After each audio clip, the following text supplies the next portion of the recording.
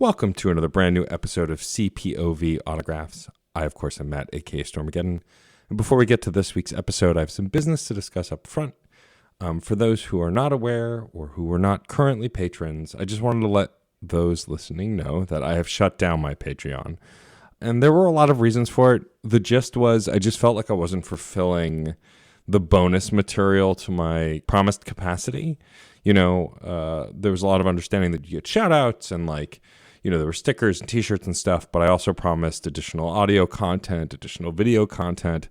And unfortunately, with producing 8 podcasts, hosting 4 podcasts, Twitch streaming, I've kind of run out of time to do the extra stuff. So I made a decision to shut down my Patreon. Now, I also want to thank my patrons who were with me to the end, anyone who gave at any point. I really do appreciate that. I hope that you'll give in other places, but otherwise, there's no pressure for that. I appreciate everything you did. There were moments where you literally helped keep the lights on, and I am endlessly thankful for that. Now, that doesn't mean you can't support me. If you still do want to support me financially to help improve this podcast and the other stuff that I make, there are plenty of other ways to do that.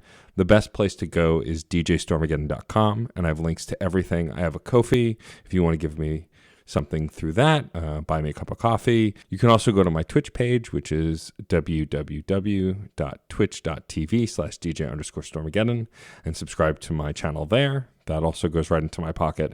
Or you can go to my merch store. I have t-shirts, stickers, tote bags, mugs. All of that stuff goes right into my pocket and allows me to then use that money to improve this show and all of the other podcasts that I work on, as well as my streaming. I cycle that right back in. So anything that you want to do to help in that way, I greatly appreciate, but is of course not required. Honestly, a rating, a review, a subscribe on your favorite podcast platform is a huge help, especially for this podcast as I try and grow the audience. So if you've got a moment, go to the Apple Podcast Store, rate it 5 stars, and write a kind review. That really, really helps a lot. All right. Enough business up top. Let's get to the party in the back. My guest is the incredible Leo Wiggins.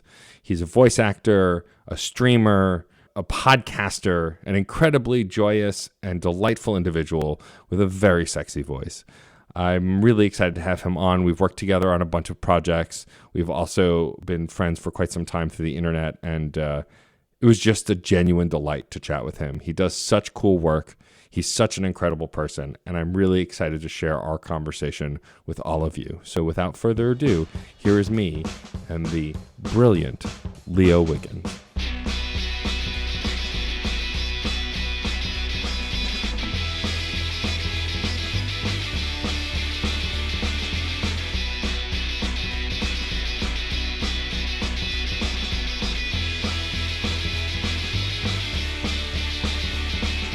I'm really excited to have you on the show. My guest today is the incredible voice actor, streamer, actor, singer, pretty much a guy who could do literally anything. It's the incredible Leo Wiggins. Leo, thank you for chatting with me. Oh my God, it's my pleasure. And, no pressure. No, nothing at all. I'll just go build you up and build you up.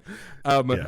I'm so excited to have you on the show, which I'm just annoyed I didn't think of it sooner because we've worked on so many other things together over the last year or so. I feel like you were someone I barely knew, and then since the pandemic, we've become pretty good friends through the internet, which is how this kind of works now. But you did an episode of Side Quest, we worked on the Kestrel Tavern together, which we'll talk about in a bit. And then of course you do a bajillion things on your own.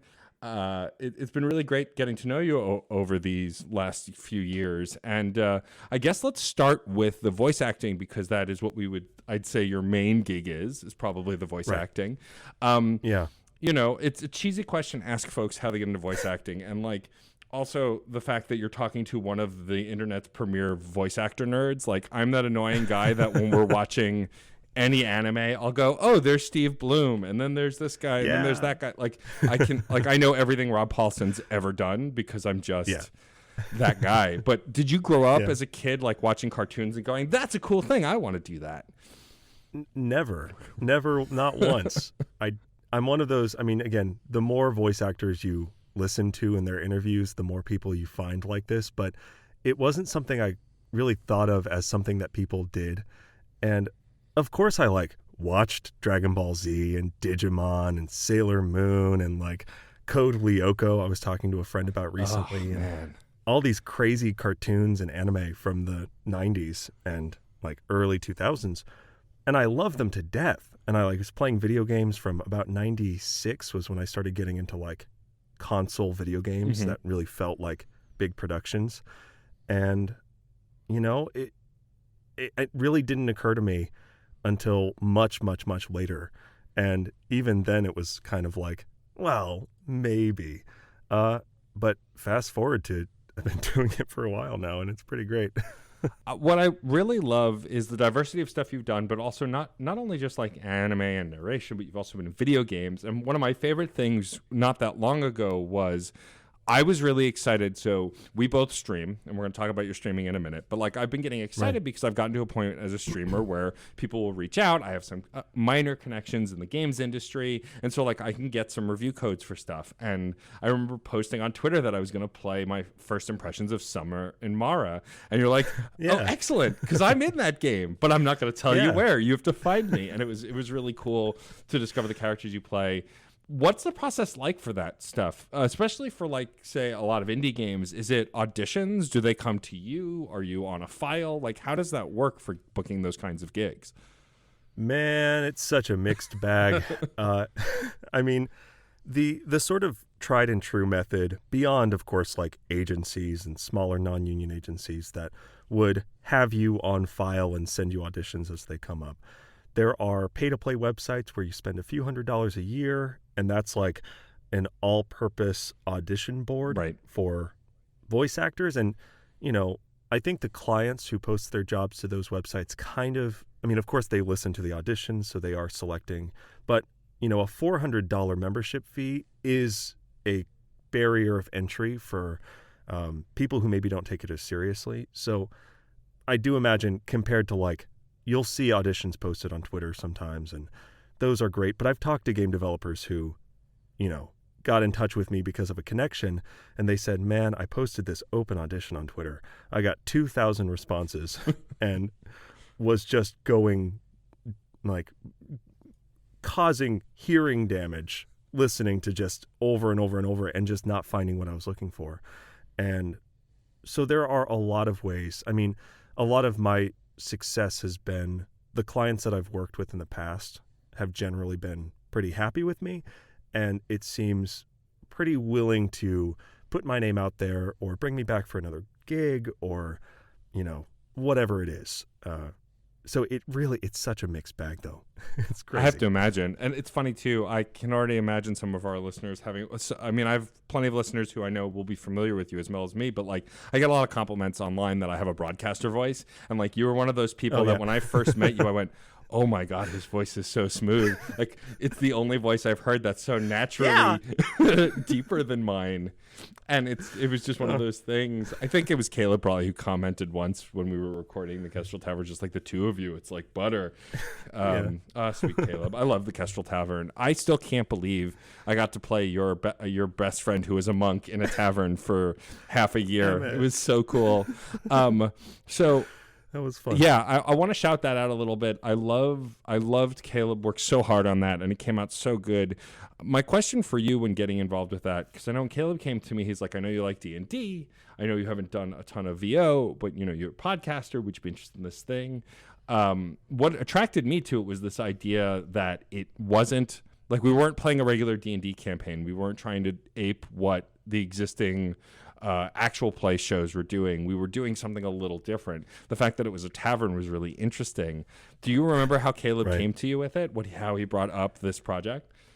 Yeah, I mean, he was telling me that, like, have you heard of, this was sort of his pitch for me. Have you heard of Dungeons and Dragons? And I'm like, yes. And he's like, great.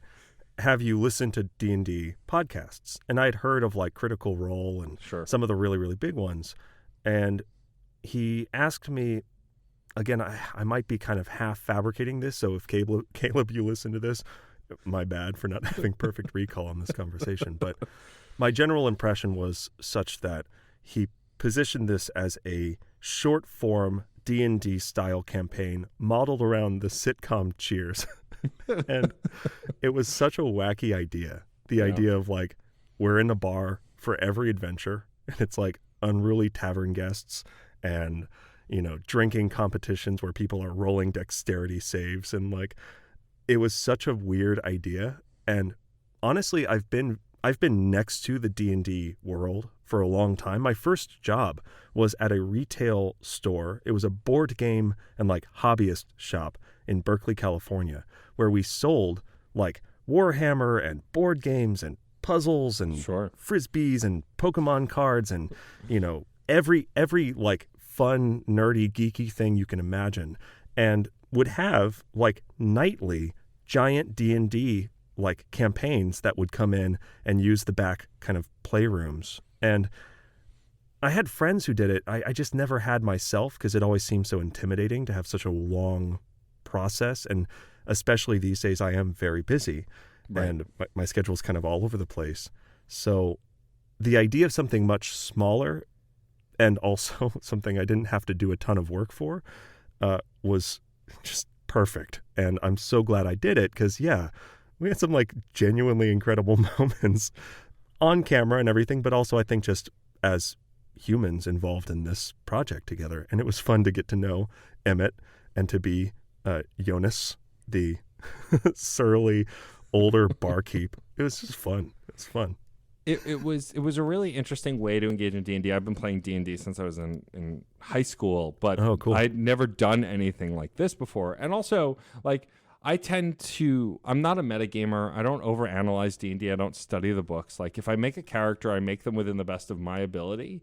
And then, like, if I need help, I'll ask a friend. But for the most part, I don't try and metagame it too much. But what I loved about Emmett and what I loved about this story is that Caleb was game for anything. Like he said, I can create my backstory. I can do as much as I want. He's got this idea for the world and for the adventurers that this bar is based on and stuff. But if I wanted to create a personal story for Emmett, I could. And so I created this really lovely queer story about this prince and his husband and how they couldn't be together and how I helped them escape. And like, he was just gung-ho the whole time. He was like, there was never the typical like nerdy, like, ew. Like he's just the sweetest guy, Caleb. And so he was just gung-ho and we made a great story. And then we had incredible guests like Case, who played the prince, and MJ from my other podcast came on, and folks from Lore Party came on. Like it was just brilliantly done, and I'm really proud it's out there on the YouTube Spaces. That's what they call it, right? The YouTube Spaces. Yeah, that's what the kids call it. Kids. I think the YouTube is bussin'. I think that's the. Going back to the voice acting thing, I want to talk a little bit about your character creation, because you played a huge variety of characters, and some have had close to your voice, and others you've fabricated more wildly. What is that creation process like? Is it always direction by the creator? Do they give you the freedom to kind of play with it? Like, how do you find these characters?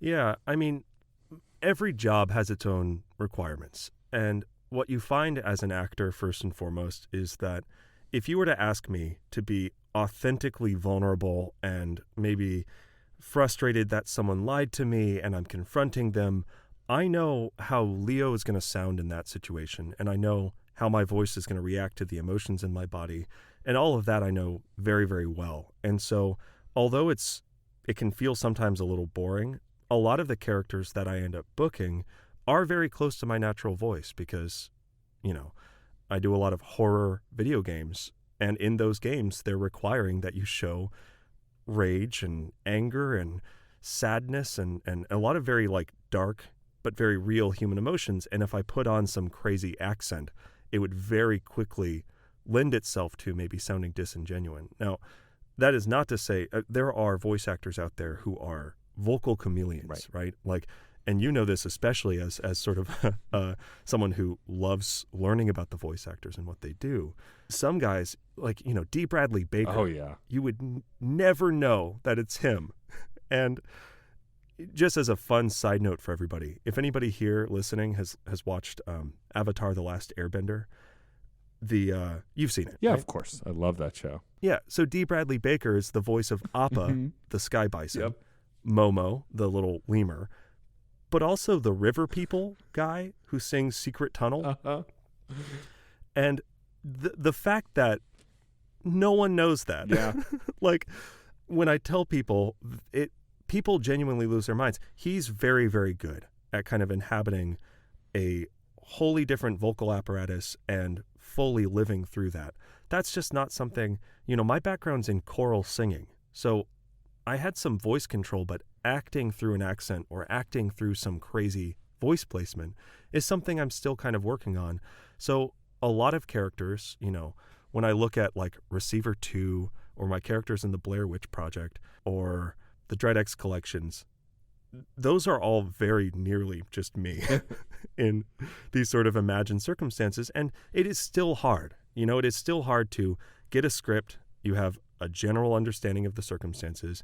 You hit record. You're in a cramped booth, and you have to really sell that something's happening and that you're there to And I don't always do it right. I'm still learning. I'm still growing. But, one of the weirdest character voices I did was Verk from AFK Arena. And he's like this tiny rat bandit. And it felt weird to like, I'm a tiny rat bandit. Like that just didn't feel right. It felt like completely the wrong voice. And so for that audition, I did something a little crazier. And as it turns out, I kind of hit the target the person was looking for, and they booked me for it. But, that was also, again, in this sort of hysterical vocal placement, how do I channel that desire for them to succumb to my power in combat or whatever the, acting impulse is? For better or for worse, I mean, Summer and Mara, my characters in that game don't even say words. Yeah. So when we talk about like, how did you go about building the character of Edigan? It's like, well, I mostly went, oh, as people came into the store. It's like, I did think about it, but it was probably a good, like 20-minute process of, okay, I'm this kind of character. What sound would I make? What feels right? And then how do I channel myself through that? Well, since you brought up Verk, and one of the characters that I was familiar with before coming on the call tonight, and you mentioned that it is one of the crazier ones that you do, can we have a little bit of Verk right now for the listener? Yeah, sure. Let me just adjust my gain. Okay. Yes, that's it. Die! I think that's still peaked. Excellent. I love it. That sort of thing. Yeah. So, just like my normal morning voice. When I wake up, that's how I greet my friends and family. You just rage against them and yell things until they run. That's why I don't have any roommates right now. They all ran away. Right. You scared them away with your weird voices. Yeah. Yeah, I mean, I think what always got me obsessed with voice acting is just the idea that one person could do so many different things. Like I mentioned pre-show Rob Paulson, who is one of my favorites, who has done a million things. And my favorite thing to blow people's minds would be like, the guy who did the mouse who said Narf a lot? That was also Raphael, who was also Donatello, who was also Yakko. And they're like, what? I love that you can kind of blow people's mind. It's my favorite with Stephen Bloom also is to go, yeah, you know him as Spike Spiegel, you know him as all these different characters, but did you know he's Grunt in Mass Effect? Because that's not his normal voice, because a lot of his characters sound I don't know that I knew that. He's Grunt in Mass Effect in the second game. Wow. Yeah. Pretty good. And I love that surprise. And I think that's something that you can get from voice acting that you can't get from on-screen acting, which I also love. But like, there are some character transformations as far as makeup and special effects or whatever else. But like in animation, you can just do so much more. Yeah. Definitely some people have had, there's a great documentary, and I'm sure you've seen it, but for anybody listening, there's a fantastic documentary called I Know That Voice. Mm-hmm. Yes. And it's made by John DiMaggio, who's the voice of Bender and Jake the dog. And he's in, I think his name is Marcus in Gears of War. Correct, yeah. He's great. And he put together this movie, and it's so much fun. But they talk about in that movie, being a voice actor, you can play characters that you never could have played before. Crispin Freeman talks a lot about it, where he still looks like 20. Like, if you look a picture of Crispin Freeman, he looks so young. And then you hear him, and he's got this, like, deep, regal voice. And he always talked about how vocally he'd be cast as, like, the king, the, judge, the powerful person. But visually, he'd be cast as, like, the young squire. And that juxtaposition isn't always comfortable as an actor. At different times, I've voiced, like, demon lords, which is fun, and also like tiny kittens. And that's just a variety of roles and circumstances and, mannerisms that, not that I'm not really interested in being on camera, but that I wouldn't really have access to. I don't know how much people would buy a 6'4" Scottish man as a tiny gray kitten. It would take a lot of makeup. I mean, it worked for Cats, right? They made a whole movie about it. Did it? Did it work for Cats? No, I don't think it did. Jury's still out. Yeah. No, but you're absolutely right, and I love that documentary. And what I my favorite story, and I've heard him tell it so many times, and yet every time he tells it on a podcast or on anything, he tells the story of how he found Bender. And how he made the voice amazing that he put these actual people that he knew that he were from his hometown and his teacher. And he's told it on Rob Paulson's podcast. He's told it on other podcasts. He tells it in this documentary. And every time I love the story because he does one voice, he does another voice, and he says, and then you just mix them. And he does it. And my brain goes, what do you mean you just mix them? It's just an easy thing to do. Like a bartender, just pour them together. What do you mean? Yeah, it's astonishing. Well, the craziest, on the topic of impossible mixtures, the go-to example, and I think they mention it in I Know That Voice, but Mel Blanc as did all of the Looney Tunes. And in the Duck Season, Rabbit Season episode, Daffy Duck and Bugs Bunny dress up as each other and do impressions of one another, but they're both voiced by him. Yeah. And the mind-numbing thing is that Daffy Duck's impression of Bugs Bunny is not just Bugs Bunny's voice. It's Daffy Duck plus 30% Bugs Bunny, and reverse those ratios, and you've got Bugs Bunny's performance. So he had to do 4 very subtly different things, and it's incredible. It's utterly mind-bending, but that's a certain type of mastery, and it's one that some people dedicate their entire lives to. And when you talk to them, oftentimes they are the ones who listened to the radio shows as kids and parroted back everything they heard. And it's just mastery. It's so much practice, so much work. For sure. Yeah, totally. There's this idea a lot online that things that you can't tangibly see are easier. And I know that's not true, especially for voice acting. Yeah. But there's this idea that, voice acting can't be that hard. You don't even have to get in front of a camera. And it's it's just not true. It's this, I've heard this about podcasting too. Everyone's podcasting, you're just talking to a mic and then you put it out. That's fine. There's no work involved in that. And it's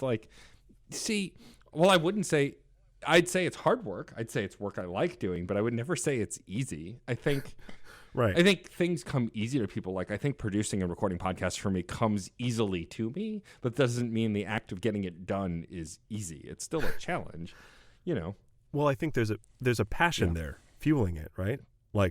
I think we both are very passionate about these intangible projects, and intangible things can also be utterly soul crushing because failure is hard to define. Right. It is hard to define what it means to be, I know that we know what a bad performance is when we hear it. You're watching a show or you see an actor on TV and you go, that's not really landing for me. We know what that is. But if you had to, under a microscope, examine the exact points at which that person failed, it's really hard. When a structure collapses, you're it's bad riveting. Right. Yeah, the metal rusted. Easy. We've diagnosed the issue. But when it comes to the less tangible things, failure is so much harder to define, and thus it's so much easier to say, wow, I didn't do great at that, and you know what? It's because I have no worth as a human. Which is it's brutal, but it's every person I talk to in this industry deals with some level of that, and imposter syndrome, because you can't go and look at the statue you built. You just have these waveforms that don't mean anything. It's all abstractions. It's crazy. Yeah. Oh, yeah. Every day I wake up and I go, is today the day? Is today the day everyone figures out that I'm a fraud and that I'm not worth their time and that they shouldn't talk to me? Is today that day? It could be. And then I go to bed going, got him again. They haven't figured me out. Got him. Pranked. Whole day pranked. While we're talking about podcasting a little bit, though, I do want to talk about your involvement with Lore Party, a podcast that I adore and that are friends of the Certain Point of View podcast network, and the two major projects I know you work on, which is the core podcast Lore Party, and now the more recent endeavor. For some reason, you and Abu Zafar, who I also adore, are taking on everything Dune related in anticipation for the eventual release of the Dune movie, whenever that's going to happen. You know, it started a year ago, and Abu texted me and said, "Hey, do you want to do a Dune podcast?" And I thought, man, I should probably read it before I say yes. And then I ignored that thought, said yes, and then frantically read the 6 books by Frank Herbert. But it has been such a journey. Lore Party, right, amazing work, and was one of my first experiences hosting regularly kind of a podcast. And I got to see some of the production side of things. You know, I would listen in on some editing processes, and I would help a little bit with scripts and stuff like that, you know, researching episodes, deciding on deadlines, things like that. But with Gom Jabbar, it's really been Abu and me kind of building it. And, you know, we're at this point, this is going to change very soon. But at this point, we have the most ratings and the highest rating of any Dune-related podcast, which it's not a huge victory because there's only like 8. Sure. But still, it's having built it from the ground up and having seen every moving cog of the project go into place and refining it and kind of obsessing over every little detail and seeing that yield a product that I'm really genuinely proud of, it's definitely been a very different experience. And I did not think 5 years ago I'm going to have a year of production experience coming out of a global pandemic. Like, it's unbelievable on a couple of levels, but it's been so much fun, and I am so proud of the work we've done. Also, doesn't Abu have the greatest voice? Such a great voice, and like, it's so great. And it's funny, I met Abu, I think my co-host on Reignite had met him first through some mutual circles, and because we're all Mass Effect nerds. But I remember the first time Abu came on the podcast, and I was just like, man, he's got the best voice. And like, it's so good. Also, what I love about Abu is he's just effortlessly charming. Like, it's not like he's putting on an act. It's not like he's trying really hard. Not that I can tell anyway. It's just kind of like he's just effortlessly charming, especially on camera too. The couple of on camera things I've seen him do, like, it comes so easy for him, and I love it. I adore it, and I love the work. I love that y'all had my co-host Frankie Bradley Lestrange on your Garrus episode of Lore Party, and that you guys have done a lot of really cool stuff over at Lore Party. I remember when you nonchalantly released your Yuri Lowenthal episode, and like knowing the nerd that Lawrence is for Spider-Man, because we've talked about it a bunch. I just messaged him. I DM'd him on Discord. It's like, what? He's like, I know. Yeah. It was so cool. Who also seemed like genuinely the sweetest human, Yuri Lowenthal, who's also an incredible voice actor who now I can't read, like, I call it the Mark Hamill effect. What I mean by the Mark Hamill effect is that I can't read anything with the Joker in it, a novel, a comic. If I read anything with the Joker in it, I hear Mark Hamill's voice. It's the default voice for the Joker for 100%, me. And like, I'm starting to get that now with Yuri Lowenthal. Like, I was rereading some Spider-Man comics the other day, and I was hearing his voice. I was like, he wiggled his way in, because there've been a lot of people to do Spider-Man's voice, and like, it's really cool. And that happens with comic book characters, especially the ones I tend to gravitate towards the most. Like, I don't know about for you, but for me, the DC cartoons, so Batman the Animated Series, Superman the Animated Series, Justice League, like that changed my life when it came to acknowledging voice actors and liking comic book materials. Again, all of that hit so far before I thought about any of this. I watched them. I love them. Don't get me wrong. Like, I remember I was at that perfect age of adolescence when Batman Beyond came out. And I was like, this is the coolest thing that has ever happened on this planet. And looking back, I'm like, wow, that was at that time in my life, huh? Cool. But it has been a joy to become, basically it's been a joy to get to your level, Matt, in like learning about these actors and the people who brought all of that stuff to life. I mean, the other crazy mind-bending thing that comes to mind, like, did you ever watch the Jackie Chan animated feature, the Jackie Chan animated cartoon? Yeah, I loved it. So the voice actor who voices Jackie Chan is James C. Mm-hmm. He is the voice of the cabbage merchant from Avatar: The Last Airbender. No way. He is. My cabbages. And also, I just played on stream recently, I played Final Fantasy VII Remake because I have a couple of friends in it. And I was like, oh man, I love whoever's voicing Hojo, arguably one of the biggest villains in the game. And it's him. Yeah. And I'm like, wow, Cabbage Merchant took a dark turn. He went from like selling cabbages to genetically engineering monsters. Oh no. Who hurt you, Cabbage Merchant? Yeah. Like, that's like recently I broke people's brains by saying, the new Superman on the Superman and Lois show? I've been telling my friends, I was like, yeah, that's also Sephiroth. Same guy. Oh my God. Yeah. And like that also blows my mind. Like, because Sephiroth, especially since he's kind of aping the Advent Children performance, he's still putting his own spin on it. But like the dark and brooding tone of that voice is definitely similar to Advent Children. Oh yeah.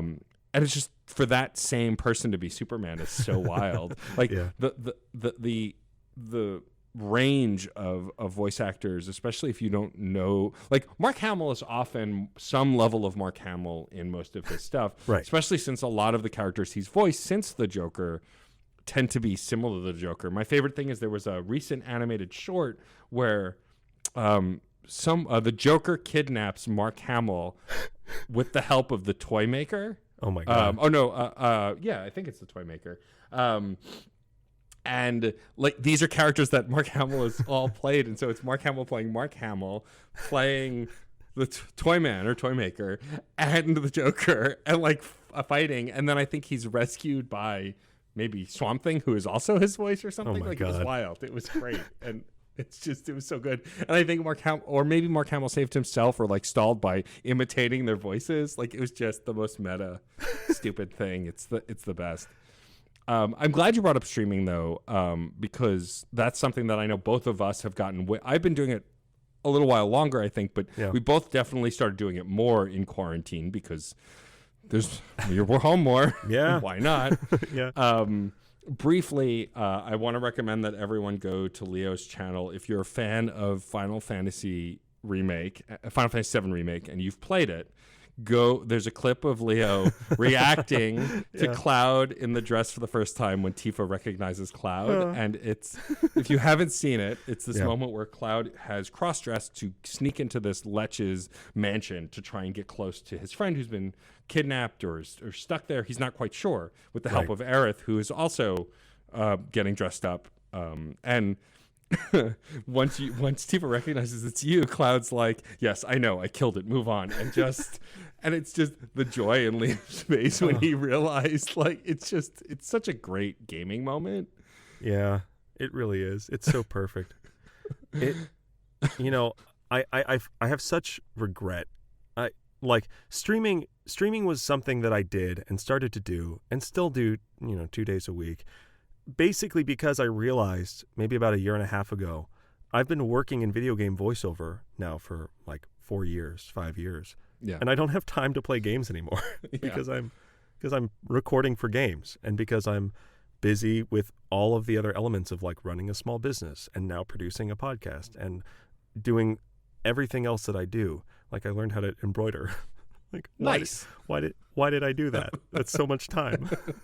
But it was fun. Anyway, point is, with streaming, it was an opportunity not only to get more comfortable with being on camera, because I know that in this digital era, people are eager to, get your voice on file, but also like I was asked to stream for one of the video games that I voiced in, and I was like, wow, I don't want to do this with no practice, So I streamed for a couple weeks and realized this might be a good opportunity to finally play games again.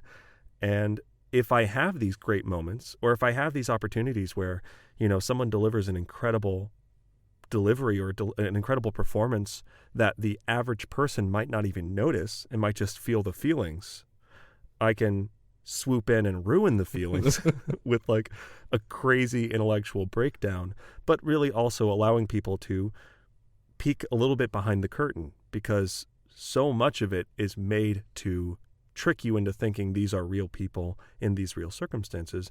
But when you hear your character out of breath because you used up your stamina bar, that's a person in a booth breathing hard by themselves. Yep. Sometimes with an engineer, and sometimes with like 5 people in Poland watching over webcam, and you're just sweating and breathing hard for these Polish men.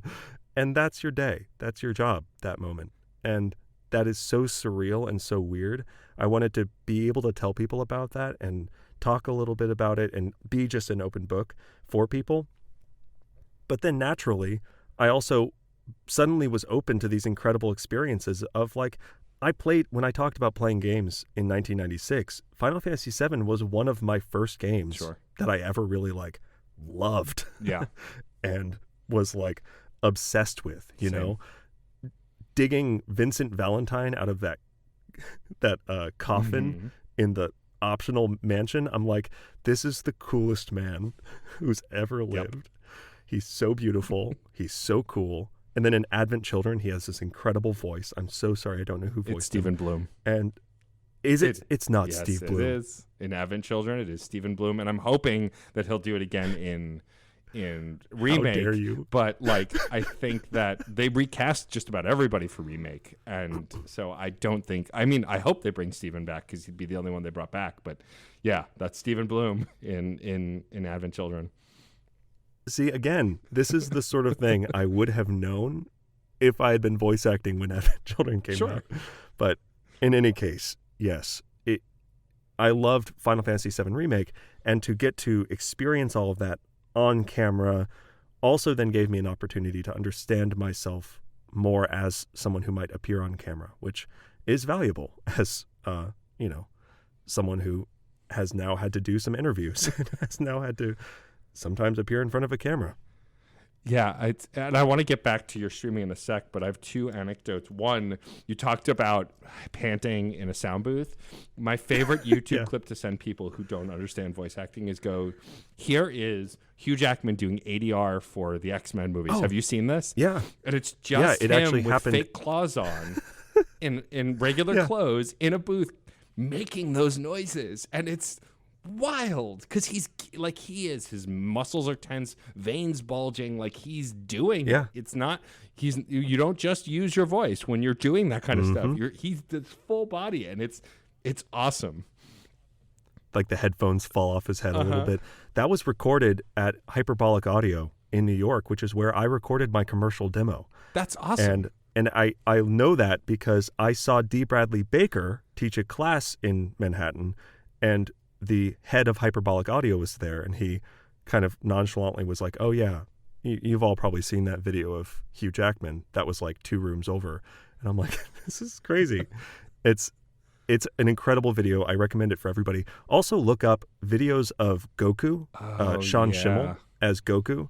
There's some really superb, especially in the last like 4 or 5 years, there's some really great videos of Sean Schimmel in the booth voicing Goku, and you see, like, when he's roaring or when he's screaming, it is not, you're so right, Matt, it's not just this mental vocal exercise.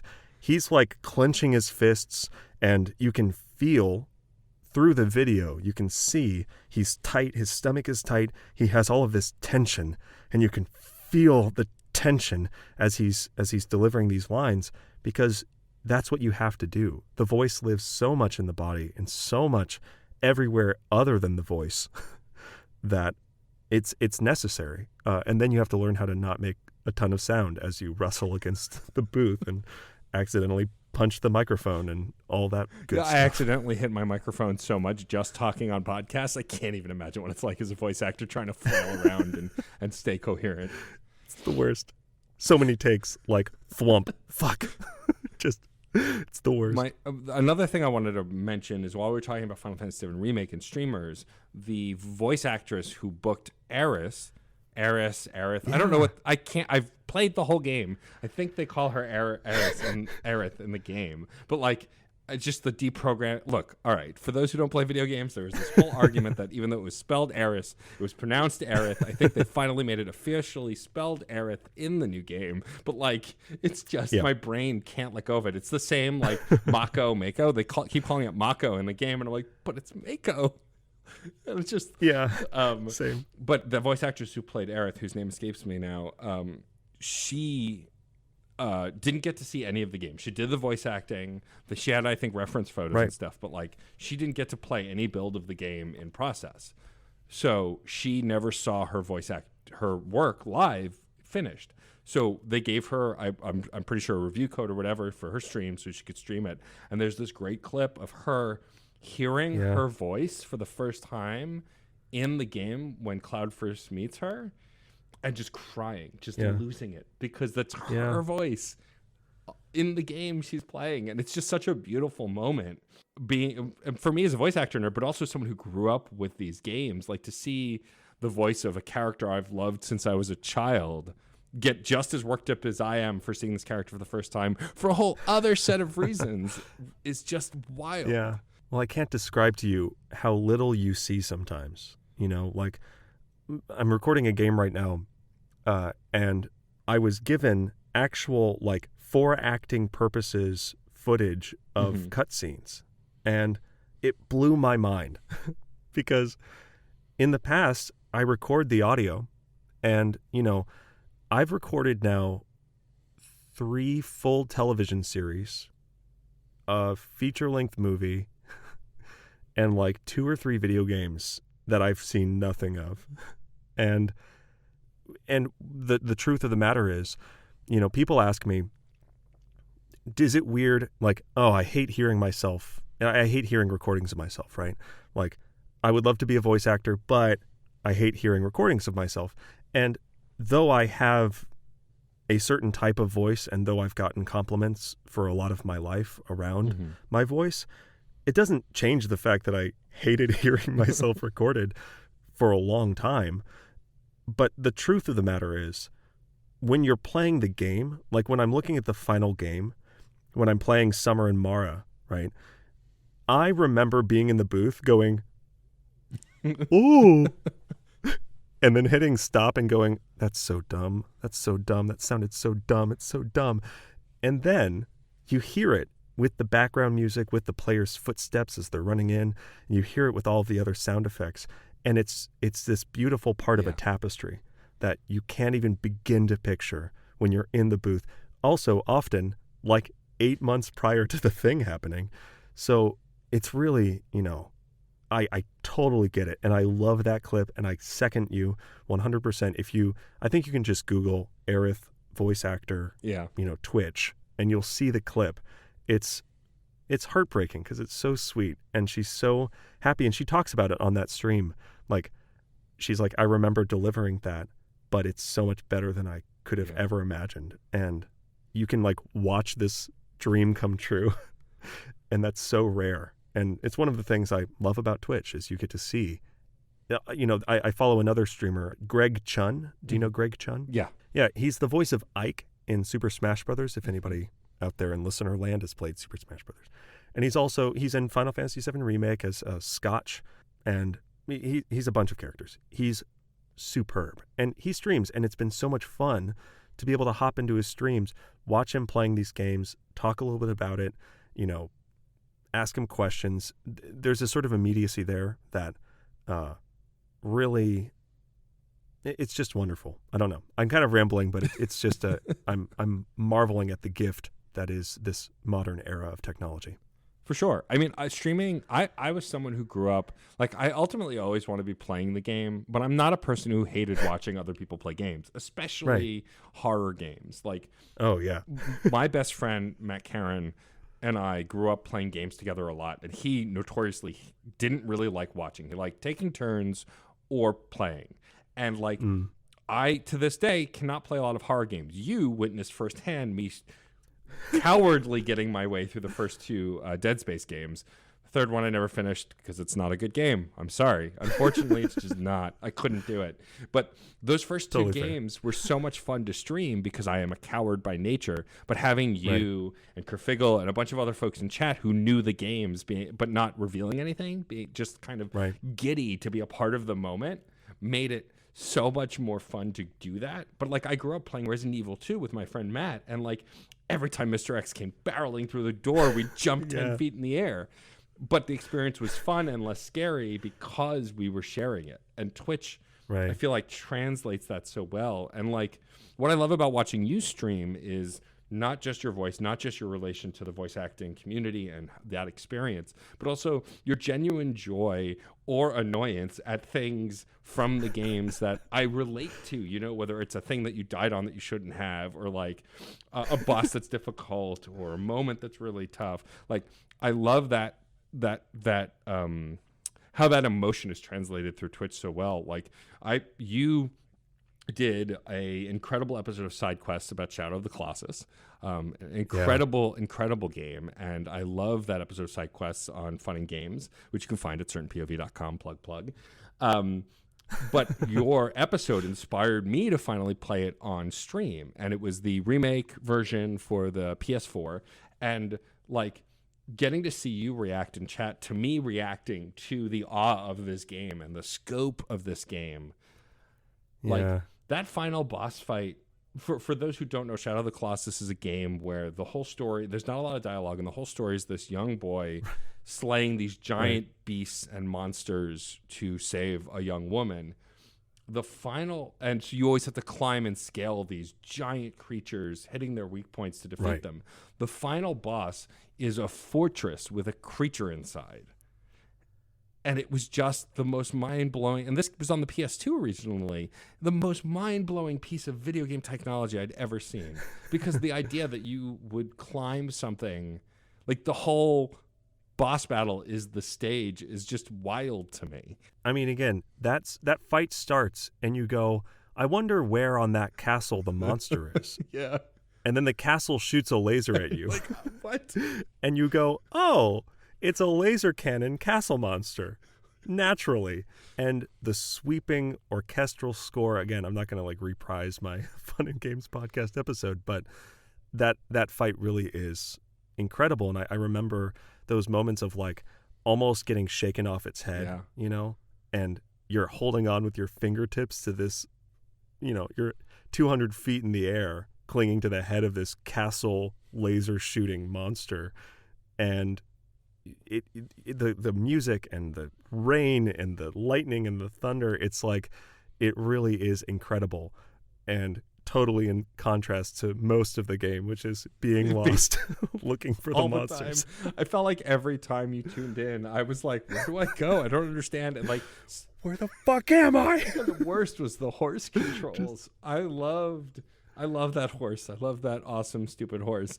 But the controlling that like controlling horses in like Red Dead Redemption 2 and Ghost of Tsushima and like all these games, modern games on the PS4 that have had horse controls are pretty good and pretty intuitive. And usually if you can't steer, like the horse will fall over and you'll get back up, whatever. This though, no, it's just like the horse is going to go right for a cliff. Sometimes it'll stop short and throw you off. Like it didn't matter. Like this horse went where it wanted. You couldn't guide the damn thing.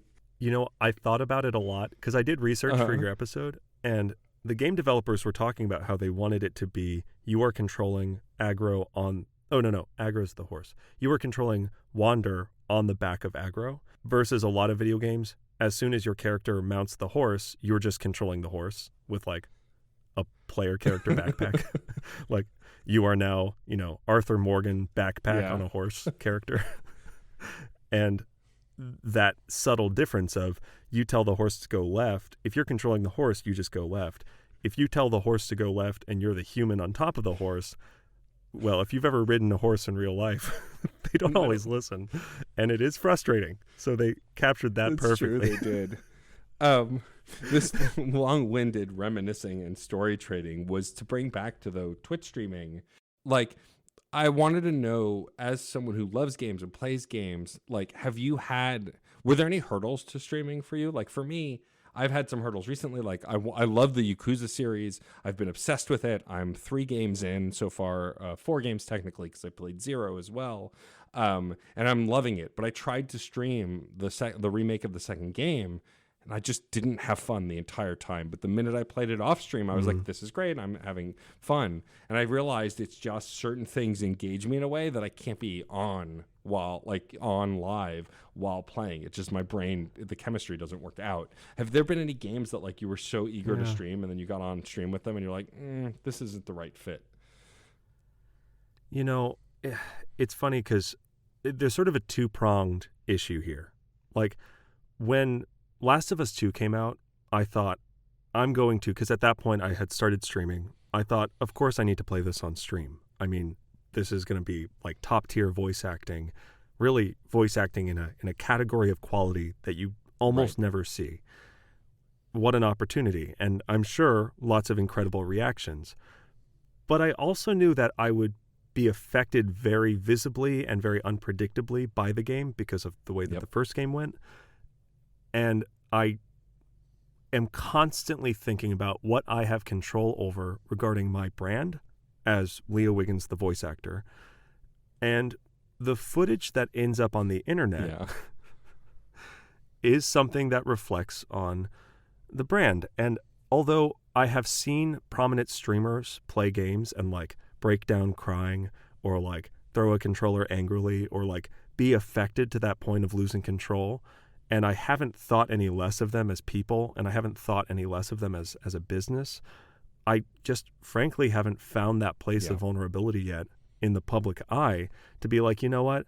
I am cool to like openly weep on stream. And so when Last of Us 2 came out, I played it off stream. Sure enough, I like,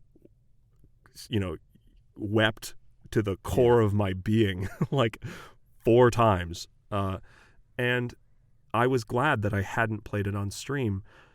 And then the other side of it is just, I think the type of streaming that I enjoy doing is kind of commentary, reactions, jokes, that sort of thing. And certain games that I know make really good streaming games, like, Minecraft or because a lot of people put on streams just to have in the background. I just don't find myself vibing with that because there's only so much you can comment on when it comes to like, oh, another creeper blew me up. Great. Or wow, this Roblox, I don't know. I've never played Roblox, but I don't know. It's that 2-pronged challenge of like, I am still too cognizant of how I'm perceived to play certain types of games, in the public eye. And then secondarily, because it's a crazy level of vulnerability to be like, hey guys, watch me get to a place emotionally that like a dozen people in the world have ever seen me in. And then secondarily, I think it's just, there are certain games that I very much enjoy playing, but I enjoy like killing time in, and I just don't think that makes good content. But I don't even know where that judgment comes from, because that's not, I don't know. Maybe it's just not the kind of streams that I watch. I don't know. I mean, I feel like it's got to come from personal taste to a degree. I mean, as far as The Last of Us 2 is concerned, so I didn't play it. I played it for the first time a few months ago, and I loved the first one. Yeah. And I wanted to play the second one, but with the pandemic last year, and as the listeners know, my home caught fire last year, and so like I just been through a lot of stuff, and I was like, do I want to play a game about an endless apocalypse where I know things are going to happen? Yeah. I think I'll pass. And then so I felt I was finally comfortable and felt like I was in a good enough place to take it on. And that said, and for anyone listening right now who's not played The Last of Us 2, I think there's been enough time that I can spoil something here to share a moment with Leo. However, I'm going to keep it brief. So if you don't want to hear the spoiler, skip about a minute ahead and we'll be past it. But I want to take a moment. Like, I could have never streamed this game because I had an inkling that Joel would die. Like, it just seemed like it was the natural course because Ellie is the main character now. However, when that scene happens and he is killed, it was so brutally violent. And it was the last thing I did that night before I turned the game off because I had to go to bed. Like, my spouse saw I was visibly affected by it, and she was in a great mood. Something had happened. We were talking, and like I was a mess. It ruined me. And I couldn't imagine reacting to that on stream because I was speechless. Because even though I knew it was going to happen, the fact that Abby like brutally beats him with that golf club while Ellie's watching and screaming. And Ashley Johnson is an incredible actress, so you're feeling every moment. Like, I agree with you. I could have never done that on stream. When he intervenes at the dance party, and this is like way late in the game, we're seeing this as a flashback. He intervenes in the party, and she goes, "I didn't ask for your help," or something like that, and then storms off. I thought that's the last thing she ever said to him. And I had to stop playing because I had to take a good, 15 minutes to just kneel on the floor crying. It was brutal. But, I mean, such is the mastery of those actors and the writing and the way that those characters are built. I mean, with Joel's death early on in the game, it's more a byproduct of how we feel about him after playing the first game. But still, it's, God, Ashley Johnson delivered such a soul-stirring performance in that game. It was incredible.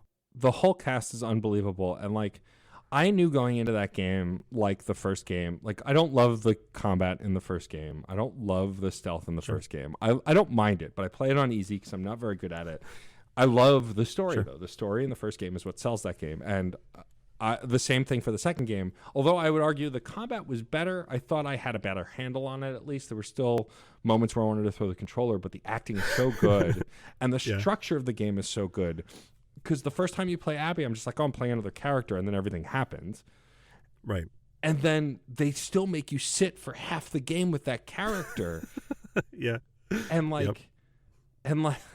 and then the stuff they make you do as Ellie, and because you've done those terrible things as Ellie, and then go back and play it from Abby's perspective.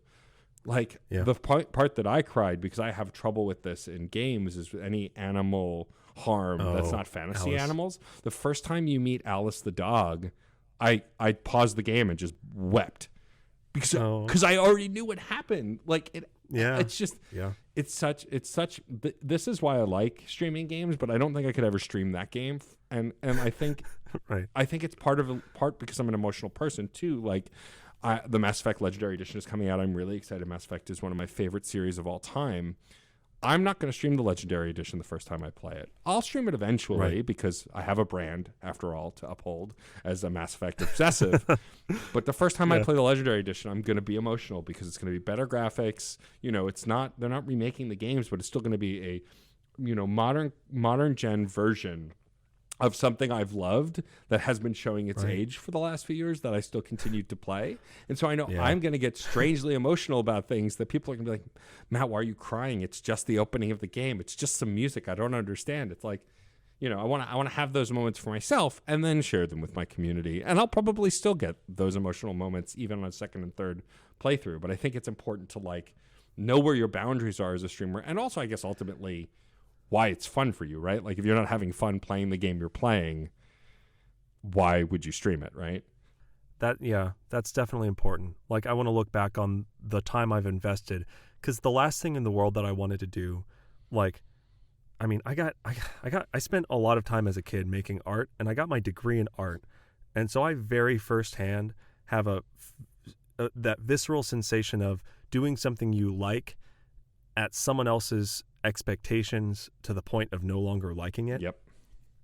And the idea of finally making time to play video games that had voice acting in them, to get a chance to start learning these other voice actors and these different voice directors who are doing incredible work in these different studios and styles of delivery that maybe I haven't been as familiar with recently.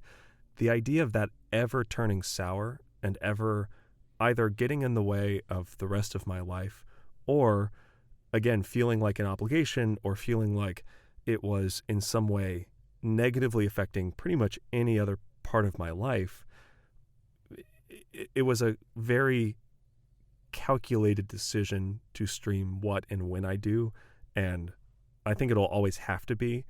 But luckily, there are so many games to play, and there's incredible work being done by so many. I'm playing 13 Sentinels right now. I'm about to. It's been on my list for a while. I've heard incredible things about it. Lord, it's so good. And I will say, for anybody who goes, yeah, let's play that. Just don't learn anything about it. Yep.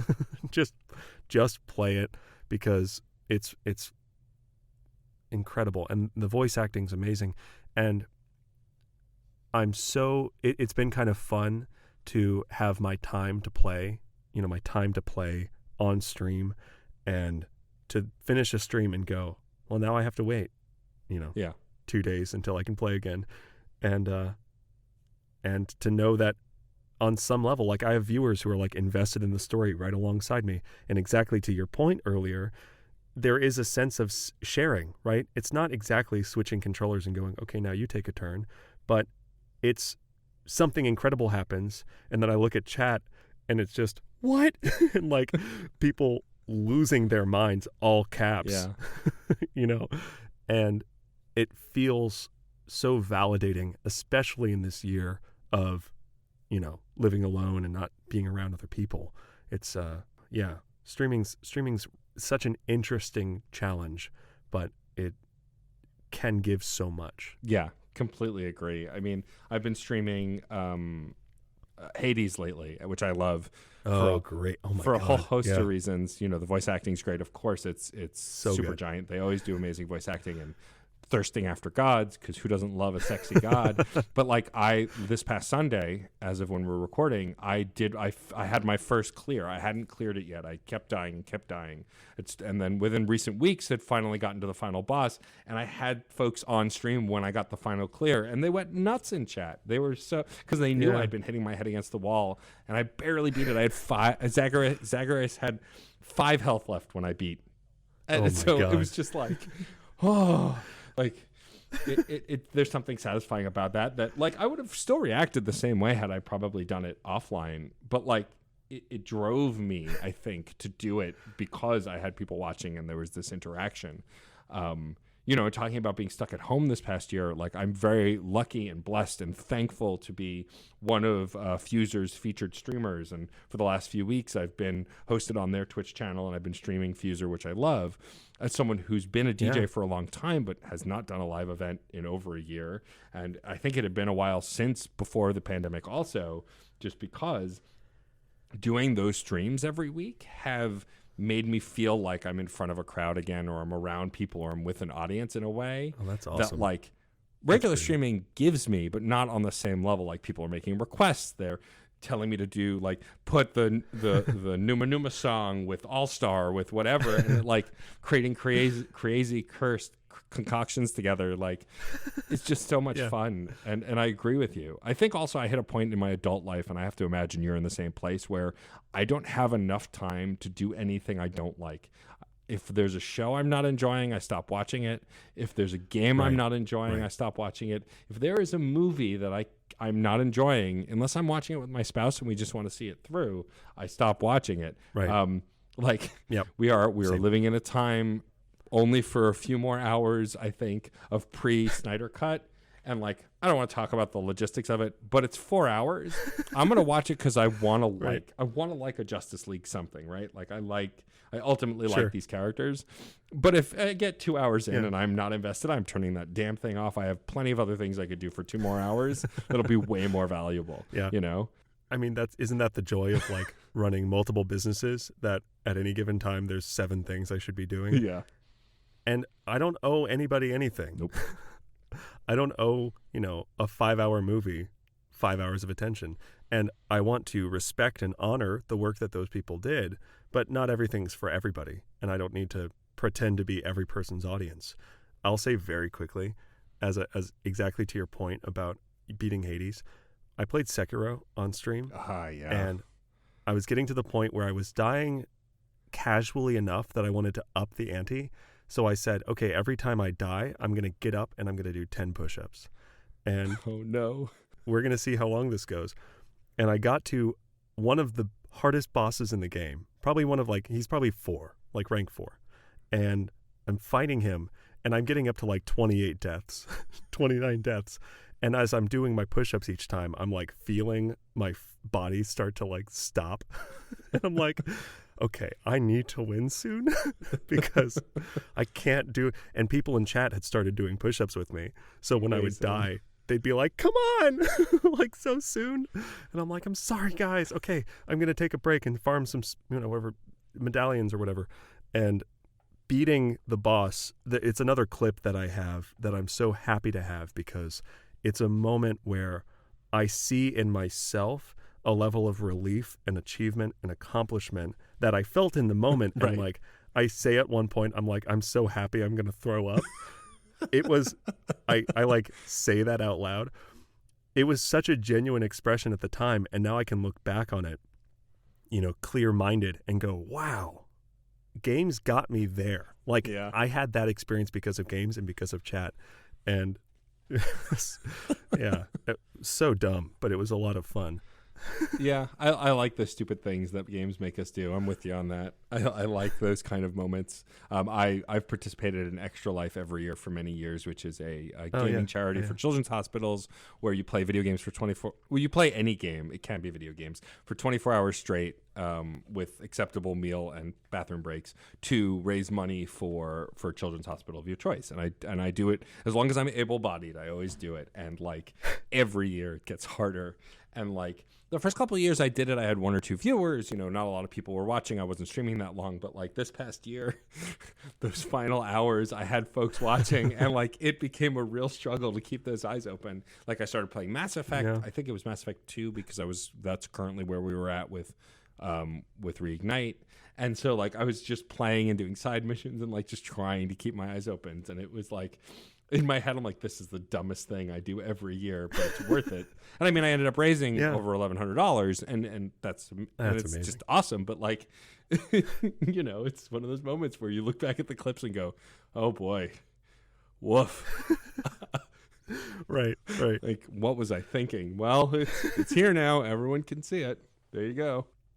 Hopefully people are understanding. Right, exactly. I mean, if people think I'm an ass, it's also valid. So, I can't really argue there. Leo, this has been a delight. Thank you so much for being on my show. Before I have you do our sign off and we wrap up, why don't you tell folks where they can find you on the internet and find what you do on the internet? Yeah. So I'm on almost every platform. I'm at Leo Wiggins VO. VO stands for voiceover. So Leo Wiggins VO. I'm on Twitter. I'm on the Instagrams. I've technically opened TikTok, although you'll never see me post anything. I'm on IMDb. I've got a homepage. I'm on Twitch. Again, it's twitch.tv/Leo Wiggins VO. And I'm all over the place. You can find me. Literally, you can just Google Leo Wiggins, and I'm the only thing that comes up, other than pictures of Robert Downey Jr. from 1988, because he played a character named Leo Wiggins. Really? Johnny B. Good. God. That's amazing. And it was a proud moment for me when I Googled my name on incognito, and I came up before these like pictures of young Robert Downey Jr. I was like, hey, my search engine optimization is coming up good. I'm finally beating a 45-year-old movie. Like, the internet. It's about time. The internet's a strange place. But that's. I also had when I first realized that, I had the dumbest thought. I thought, my parents in 1990 named me Leo Wiggins, and they didn't even Google search my name first to make sure. And I got about halfway through the thought before I realized, and just started hating myself for the fallacy of, why didn't they Google it? It was the 1940s. Anyway, that's where I am on the internet. Well, again, thank you so much. I've loved collaborating with you over the years, and I hope we collaborate more. I have not honestly read or watched any Dune other than, of course, the David Lynch classic, because everyone's seen Sting in a thong. You gotta. It's just required. You gotta. I should share with you before we go that I have a friend named Iris Explosion, who's a burlesque performer in New York, who does an act as Sting from that movie, as that version of Sting. Oh, and she, that's great. You know that crazy eye look that he has the whole time? She mastered that look. And it's the best, most bizarre thing I've ever seen. I don't know if there's any video of it, because not all of our acts have video. If I can find it, I will send it to you in a boo, but it is the best thing. It's just, it's that intensity that he does in the movie the whole time in the act. It's great. While she's getting naked. It's amazing. Oh my God. we had a recent episode, and one of our guests, Elaine, mentioned, I wonder who's going to play Sting's character in the upcoming Denis Villeneuve movie. And Abu, without a second's hesitation, went, it's still Sting. And the idea of, like, how old is he now? He's in his 70s? Gotta be. I don't know. Something like that. Just the idea of him coming out in the thong with the intense look on his face, like, I'm 15, was like the funniest thing to me. But that's also a niche of humor that maybe I'm particularly positioned to enjoy. Anyway, that's superb. I hope that the shows start up again soon. That'd be great to see. Yeah, totally. But that said, again, thank you for being on the show. Totally. Before we go, I have a saying on the show, which is music is life and life is good. It's this idea that it was born out of my music podcast that's now in indefinite hiatus, which is a nice way of saying it's dead, but I don't want to admit it. It's been like 5 years. Like it's always done. there waiting. Always there waiting. But it was born of that show and this idea that as long as you're making art, as long as you're doing something, as long as you're making something, life isn't that bad, even at its worst. And so I always have every guest say that. So if you could sign us off by saying music is life and life is good, we'll call it a day. All right. Music is life and life is good. That's it for this episode of CPOV Autographs. Our theme music is by Michael Kill. Our logo was designed by Case Aiken and Joey Amons. If you liked the show, please rate and review wherever you get your podcasts. It's a great way to help us reach more listeners. Questions, comments, or guest recommendations? Email mr.nat.storm@gmail.com or hit us up on Twitter at CPOV Autographs. Thank you so much for listening. Hey everyone, I'm Abu. And I'm Leo. And we're here to tell you about Gom Jabbar, our brand new podcast all about Dune. Gom Jabbar is your guide to Frank Herbert's massive sci-fi universe. We'll be exploring the themes, philosophies, and characters found in everything from Frank's iconic novels to the adaptations on film and TV. And here's the thing. We do spoiler-filled deep dives as well as introductory non-spoiler episodes. So there's something for everyone. Look, Dune is complicated. There are crazy words like mentats, like Tleilaxu, and of course, Gom Jabbar. Our goal is to help you understand these words and many more that we can't pronounce. It's a theme. So find Gom Jabbar on your favorite podcast platform. We can't wait to share our love of the Dune universe, and we'll see you on the golden path. CPOV. CertainPOV.com.